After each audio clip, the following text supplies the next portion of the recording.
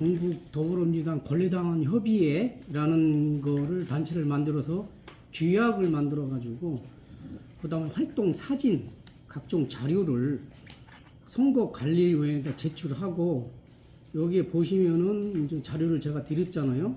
기 단체는 협의회 기 단체는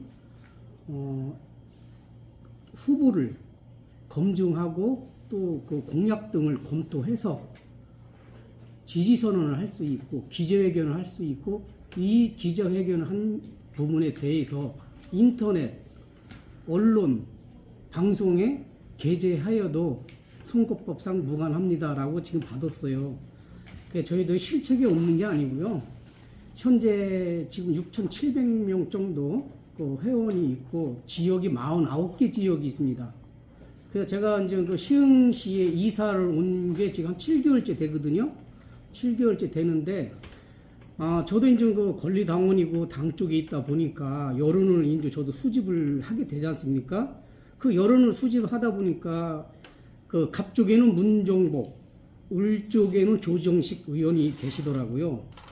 예, 그래서 그 양쪽 분에 대해서 제가 이제 관심을 많이 가졌어요. 이분들이 어떻게 활동을 했고 앞으로 어떻게 또 그 국회에 가서 일하실 분인지 여론을 제가 좀 조사를 했거든요. 근데 을 지역이 상당히 여론이 안 좋더라고요. 그래서 이제 요번에 그 우리는 좀 그 여론 조사라든가 지지를 요번에 김봉호 후보 측에 했어요. 저번에 우리 권리당 협의회에서. 권리당 협의회에서 이제 을 지역도 현재 한 300명 정도 저희 협의회에 들어와 있고 지지 선언을 하면서 사실 그 조정식 후보는 요번에는 정말 단수 공천을 할 것이다. 2번까지는 안 갈 것이다. 그분이 그 5선씩 하시면서 정책의장, 각종 그 민주당에서 중요한 보직을 맡으시면서 또 마지막까지 이렇게 또 단수 공천을 해야 되는 건지 그렇게 자신이 없었던 건지 저는 그게 의문입니다. 그래서 저는 끝까지 물론 우리 김봉호 후보님이 아직 탈당을 안 하셨기 때문에 민주당원이지 않습니까? 탈당하면 제가 이제 여기서 어떤 뭐 인터뷰라든가 이제 할 수가 없겠지요. 다른 당을 가시면 저는 민주당이 남아야 되니까.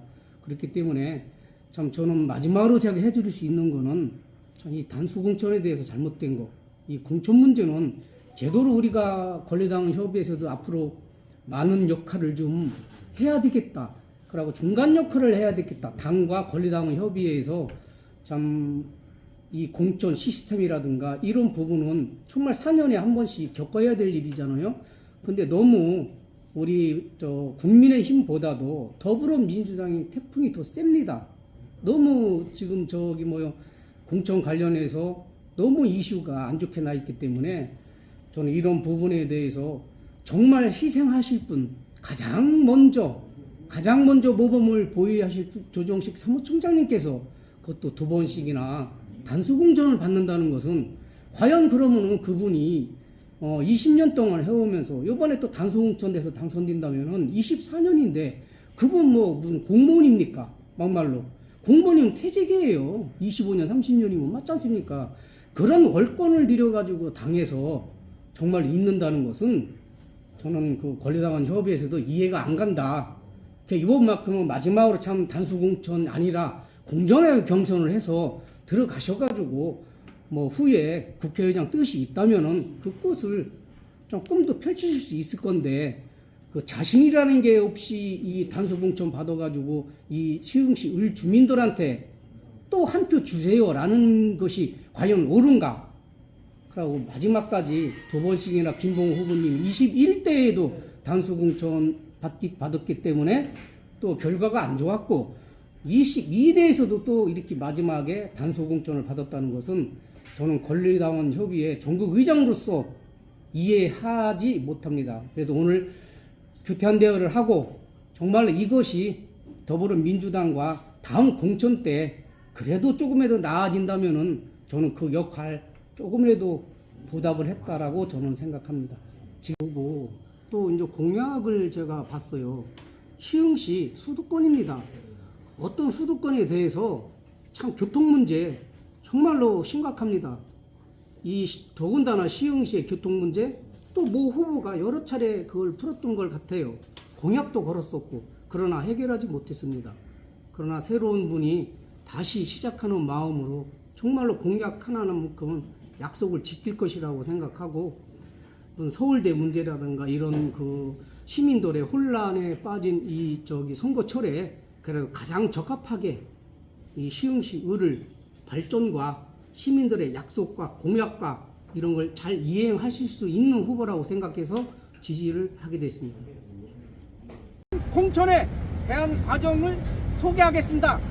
안양시 갑 민병덕 단소공천 임채호 예비후보는 중앙당사 앞에서 당신 농석 4일째 하였습니다. 그러나 기각 안산시 가불병 지역 중 안산병 지역의 현역 국회의원 고영인 의원은 어처구니 없게도 자신의 지역구가 아닌 곳으로 쫓겨나 경선하라는 결과를 통보받았다가 당신 동성 중 안산을병 통합해서 경선하는 것으로 수습되었습니다. 시흥시 을 지역은 20년 동안 5선을 하고 있는 조정식 의원과 김봉호 예비후보가 경선을 할 예정으로 알고 있었으나 조정식 의원보다 훨씬 인기 있는 김봉호 변호사를 팽개치고 또 다시 두 번째 공천을 거머쥐었습니다. 4년 전에는 김봉호 예비후보가 경선 확정 받았다가 하루 만에 조정식 의원이 당소 공천 받았습니다. 두 번씩이나 당소 공천 당원분들은 이해가 가지 않지요? 이해 갑니까? 안 갑니다. 이해 안 가시죠? 예. 이것이 시민들이 바라고 당원들이 바라는 불공정한 경선이었습니다. 현재 민주당의 공천은 언론에서도 많은 지탄을 받을 정도로 편파적이고 공정하지 못한 심사를 하고 있습니다. 이에 전국 더불어민주당 관리당원 협의회는 민주당의 잘못된 공천을 바로잡기 위해서 이 자리에 섰습니다. 여기 계신 시흥 시민과 당원 동지 여러분, 진정한 공천과 경선을 위해 함께 해 주십시오. 다음은 이곳 더불어민주당 공천관리위원회는 4년 전과 같이 시흥을 선거구를 조정식 의원 관수 공천 선거구로 발표했습니다. 임혁백 더불어민주당 공천관리위원장은 경선은 경선 자격만 갖추면 누구나 경선에 참여할 수 있다라고 말했습니다. 저 김봉호가 공정한 경선에 참여할 수 없는 본인과 시흥 시민이 납득할 만한 명분이 전혀 없다고 생각합니다. 또한 조정식 의원이 한수 공천을 받아야만 하는 마땅한 이유도 없다고 생각합니다. 공정과 상식, 민주정당을 표방하는 더불어민주당에서 상상도 할 수 없는 일이 반복되어 진행되고 있습니다. 김대중 노무현 문재인 정신의 계승자로 살아왔고 항상 서민과 노동자를 위해 살아왔습니다. 한 번도 민주당 당적을 버린 적이 없고 뼛속까지 자랑스러운 민주당 당원으로 살아왔습니다. 민심을 무시하고 김봉호가 경선에서 배제된다면 공정하고 민주적인 정치를 바라는 시흥 시민과 대한민국 국민의 큰 저항을 받을 것입니다. 무도한 윤석열 정권의 폭주를 막아야 하는 중대한 선거에 가치와 명분을 잃은 민주당이 설 땅이 없을 것입니다. 김봉호의 가장 큰 장점은 절대로 쓰러지지 않는 데 있는 것이 아니라 쓰러질 때마다 다시 일어나는 데 있습니다. 김봉호는 절대 좌절하지 않습니다. 절대로 포기하지 않습니다. 경선 실시하라. 실시하라! 실시하라! 실시하라! 공정경선 실시하라. 실시하라! 실시하라! 실시하라. 단속인천 철회하라. 처리하라! 처리하라! 처리하라! 단속인천 철회하라. 처리하라! 처리하라! 처리하라!